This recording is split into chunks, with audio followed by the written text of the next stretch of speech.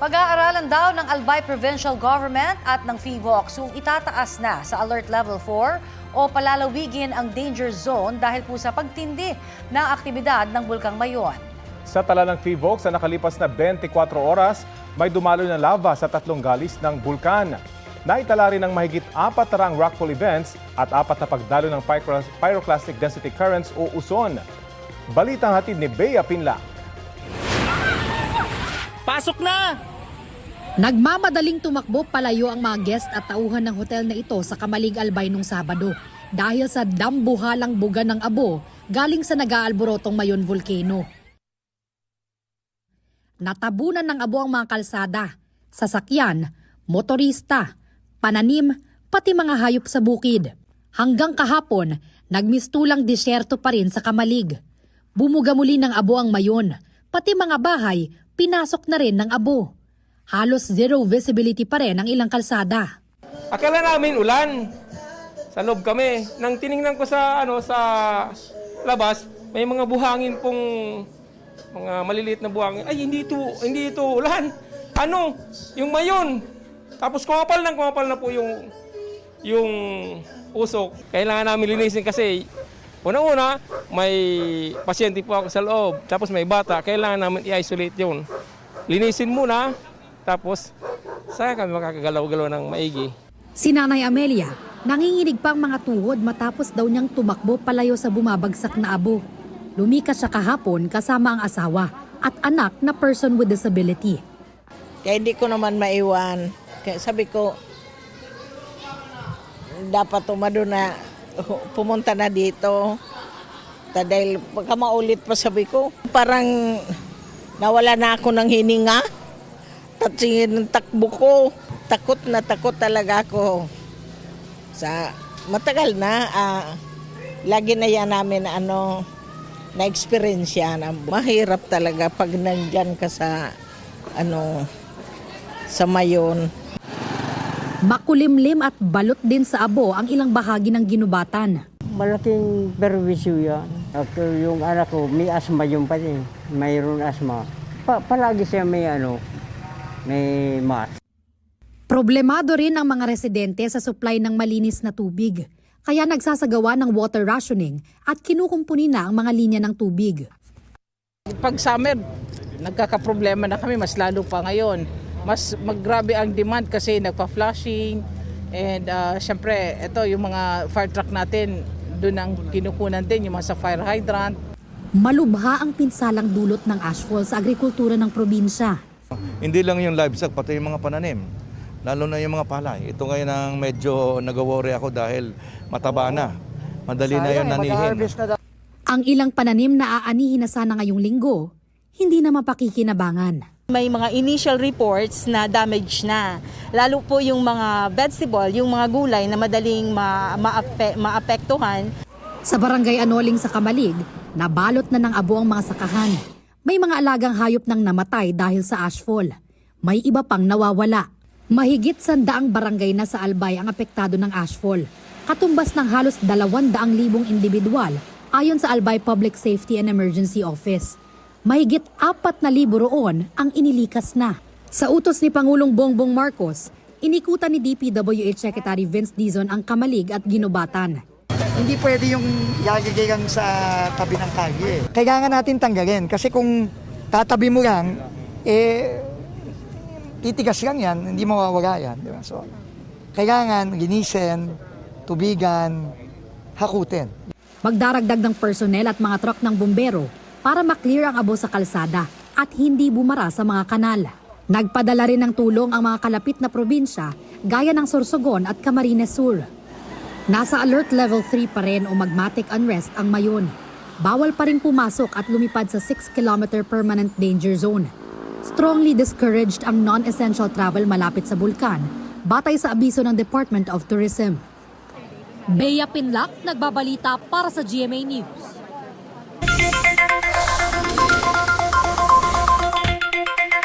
Magandang balita po sa mga bibili ng panlutong LPG ngayong buwan. May rollback po sa presyo niyan ang regasco simula bukas.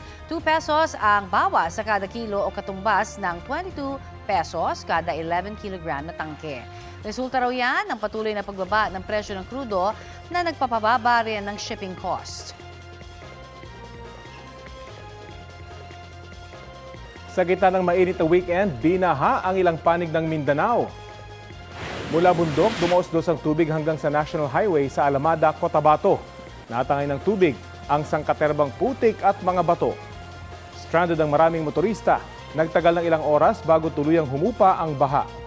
Inabot naman ng 8 oras ang clearing operation sa lugar bago nakadaan ng maayos ang mga sasakyan.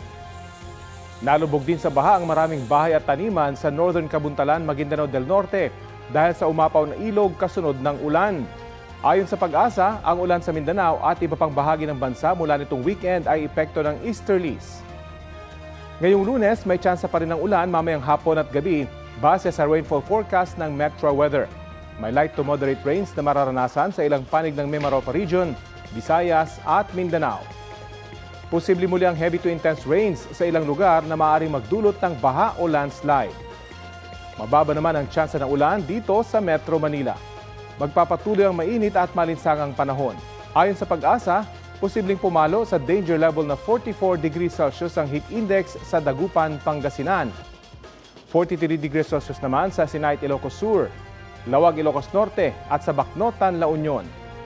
42 degrees Celsius sa Batac, Ilocos Norte, Apari at Tugigaraw sa Cagayan, San Ildefonso, Bulacan, Camiling, Tarlac, San Jose Occidental, Mindoro, Cuyo, Palawan, Maasin, Southern Leyte at sa Davao City. Extreme caution level na 41 degrees Celsius ang posibleng heat index ngayong araw sa Itiaga, Isabela at 11 iba pang lugar. 40 degrees Celsius naman sa Olongapo City at 11 iba pang lugar. Dito sa Metro Manila, posibleng umabot sa 39 degrees Celsius ang heat index, partikular sa Pasay City. Ito ang GMA Regional TV News. Patay ang isang lalaking 5 taong gulang matapos malunod sa Bitbit River sa Norzagaray, Bulacan. Kwento po ng ina ng biktima, pasan sa likod ng kanyang asawa ang kanilang anak habang papunta sa malalim na bahagi ng ilog nitong Biyernes. Pero nang pabalik na sila sa mababaw na bahagi ng ilog, biglang nadulas ang kanyang asawa. Agad namang tumulong sa mag-ama ang iba pang naliligo sa ilog. Una nilang nasagip ang ama bago nakuha ang katawan ng anak. Sinubukang i-revive ang bata ng isang nurse na naroon pero nabigo. Nakaburol po ngayon ang nasawing bata sa kanilang bahay sa Valenzuela habang nasa maayos namang kalagayan ang ama. Arestado ang lalaking 2 beses na hulikam na nagnakaw sa loob ng simbahan sa Capas, Tarlac. Kitang naglalakad sa Nicolas de Tolentino Shrine ang suspect hanggang dinampot niya ang isang digital camera na nasa upuan. Pagmamayari ito ng isang working student na kinuna noon ng litrato ang pari. Ang mga pari, bukod po dyan, hindi rin sinanto ng lalaki ang donation box ng simbahan. Hulikam siya na kunwaring nagdarasal pero kumukupit na pala ng nasa 200 pisong donasyon. Na-recover mula sa arestadong suspect ang kanyang mga tinangay. Wala siyang pahayag. Pinalibutan ng mga kabataang nakahintong jeep sa Barangay Almanza 1 sa Las Piñas nitong Sabado. Pilit silang sumampa at sumakay sa loob ng jeep habang tila hinahablot ang mga gamit ng mga pasahero. Ang isa, may hawak pa umanong ice pick. Nagsagawa ng operasyon ng pulisya at iniligtas ang 7 minor de edad na edad 9 hanggang 14. 4 sa kanila ang nakita sa viral video. Dinala sila sa Las Piñas Social Welfare and Development Office.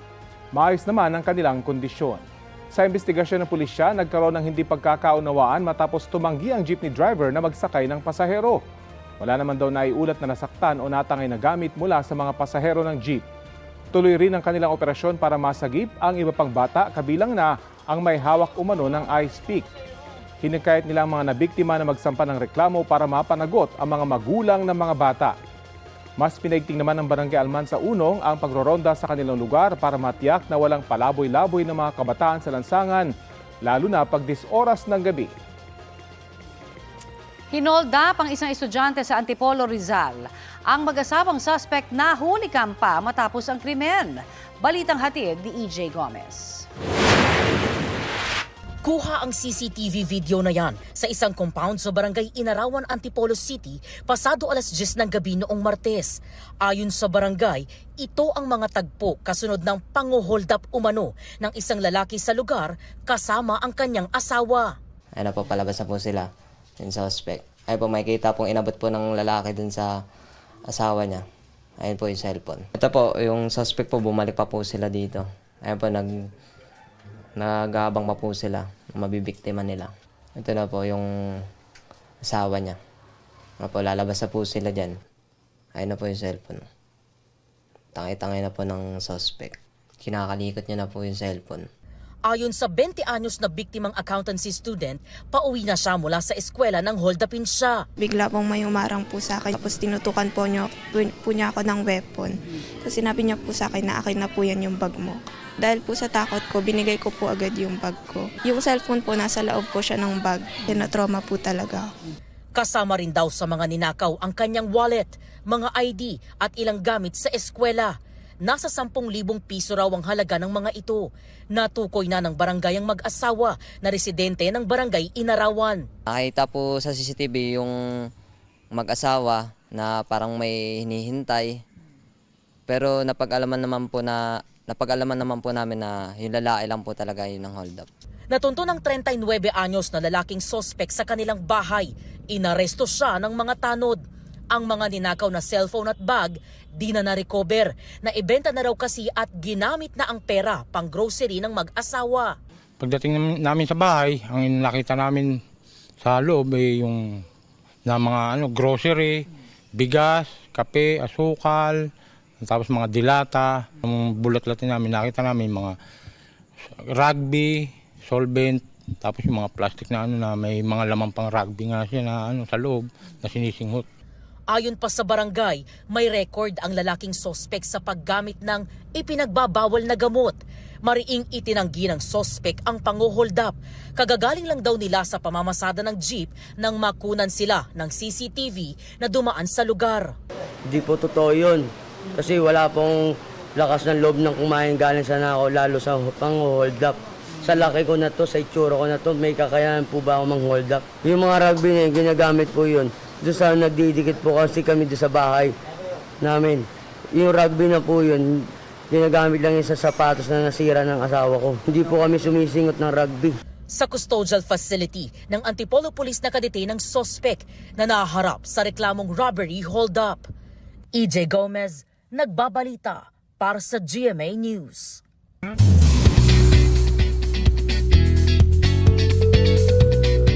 Happy Monday! May bago ng Miss Universe Philippines. Miss Universe Philippines 2026 is Miss La Union! Si Bea Milano Windorski ng La Union ang kinronahang Miss Universe Philippines 2026. Sa coronation, stand out si Bea sa swimsuit at evening gown round. Hanggang sa Q&A round kung saan pinahanga niya ang judges sa kanyang sagot sa tanong na bakit worth it pa rin i-represent ang Pilipinas. Maghahanda na rin si Bea na sumabak sa training at preps sa upcoming Miss Universe pageant sa Puerto Rico sa November. I'm very driven to bring back the 5th crown to the Philippines because I believe we're going through so much right now and we deserve a win. So this crown would not just be for me, it would be for every Filipino within our country and beyond our borders. Kung may aakyat sa Senado ang articles of impeachment laban kay Vice President Sara Duterte, gusto raw ni Senate President Tito Soto na magkaroon ng pre-trial para mailatag ng maayos at mabilis ang proseso. Sabi naman ni dating Senate President Coco Pimentel, posibleng magkaroon ng kudeta sa Senado kung gustong harangin ang impeachment ng bise. Balita natin ni Mav Gonzalez. May 5 miyembro ngayon ang tinaguriang Duterte Block sa Senado, sina Senador Bato de la Rosa, Bongo, Rodante Marcoleta, Robin Padilla at Amy Marcos. Bahagi sila ng minorya kasama sina Senador Alan Peter Cayetano, Cheese Escudero, Joel Villanueva at Jinggoy Estrada. Sabi ni dating Senate President Coco Pimentel, posibleng mauwi sa kudeta kung gusto harangin ng ilang senador ang impeachment ni Vice President Sara Duterte. Sabi kasi ni Senate President Tito Soto, oras na matransmit sa Senado ang articles of impeachment, kaagad niyang i-convene ang impeachment court. Ang opinion niya, kailangan mag-trial. So, hindi siya papayag na hindi mag-trial. What is the only way? What is the only way na ma-enforce ng majority kung ayaw nila mag-trial? Ang laki ng minority ngayon, 15 versus 9. Eh. Tandaan mo na you only need 13 votes to elect the Senate President or to elect a new Senate President. Tingin ni Pimentel, maninindigan si Soto kahit pamapalitan siya sa pwesto. Sabi kasi ni Soto, pwedeng i-convene ang impeachment court basta't may 13 senador na present. Kung palitan siya, so be it. ang importante yung lugar niya sa history, sa kasaysayan na mapakita niya sa mga apo niya siguro na tama yung paninindigan niya kahit na ang kapalit losing the position. Tingin ni Soto, walang mahabang debate kung magkaroon ng trial sakaling umakyat sa Senado ang articles of impeachment laban kay Duterte. Kung matuloy, gusto ni Soto ng pre-trial para maayos at mabilis ang proseso at wala ng sorpresa. Tingin niya sa huling linggo ng Hunyo ang pinakamatagal na pagsisimula ng impeachment trial, basta't walang magde-delay. Para makonvict at matanggal sa pwesto ang bise, kailangan ng 2/3 na boto mula sa lahat ng miyembro ng Senado na tatayong senator judge. Dahil may 24 na senador ngayong 20th Congress, kailangan ng 16 na boto para sa conviction. Kinukunan namin ng pahayag si Senate Minority Leader Alan Peter Cayetano tungkol sa sinabi ni Pimentel, pero wala pa siyang tugon. Si De La Rosa na tatayo ring senator judge, wala pa ring pasabi kung papasok na siya. Mav Gonzalez nagbabalita para sa GMA News.